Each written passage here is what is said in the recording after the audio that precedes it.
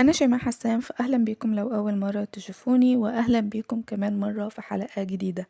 حلقة النهاردة هنتكلم فيها عن أهم الدروس اللي اتعلمتها في حياتي، وباعتبار إن احنا داخلين على سنة جديدة فأتمنى إن انتوا تاخدوها معاكم تسمعوها وتطبقوها. وعلشان ما اطولش عليكم هاتوا ورقة وقلم ويلا نبدأ الحلقة.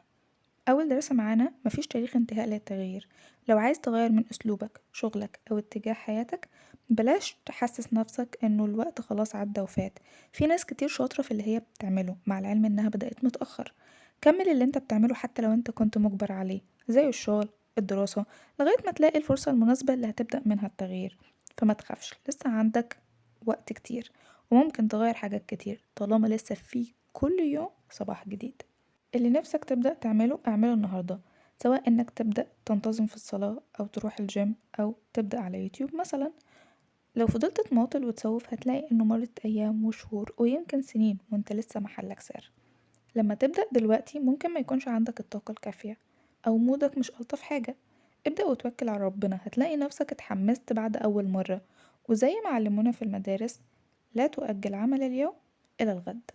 3. النعم اللي في حياتك مهما كانت بسيطة فهي بالنسبة لغيرك أحلام. قدر كل نعمة مهما كانت صغيرة أو كبيرة وقول الحمد لله. 4. التفكير في الماضي مش هيغيره. يعني ايه؟ يعني التفكير الزيادة مش هيغير حاجة. قوم وتغير وخد خطوة تجاه التغيير، وما تضيعش وقت في اللي حصل واللي كان، اتعلم منه وكمل. 5. مش لازم تقنع اللي قدامك بوجهة نظرك، ولا انت كمان مش لازم تقتنع بوجهة نظره. اهم حاجة يكون في احترام متبادل ما بينكم، لان كل واحد بيشوف الحياة من عدسة عينه ومن خبرات حياته. 6. علشان تبقى شخص مبسوط، ده على اعتبار انك شخص مش مبسوط، دور على الحاجة اللي لو غيرتها تعمل فرق في حياتك، من غير ما تخاف او تفكر في توابع التغيير، لانه مفيش تغيير ممكن يحصل من غير توابع. الحاجة التانية وهي طريقة نظرتك لحياتك.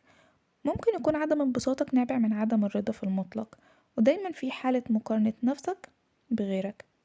نصيحة: ما تقارنش نفسك بحد، لأنه دايما هيكون في حد سبقك. قارن نفسك بنفسك امبارح أو السنة اللي فاتت.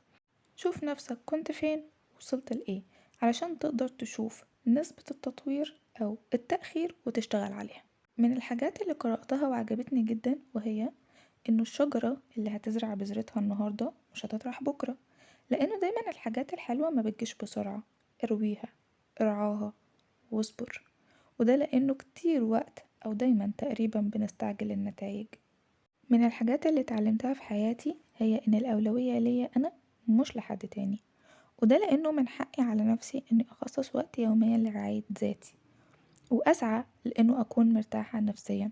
وطالما اللي بعمله ما بيأذيش حد فخلاص.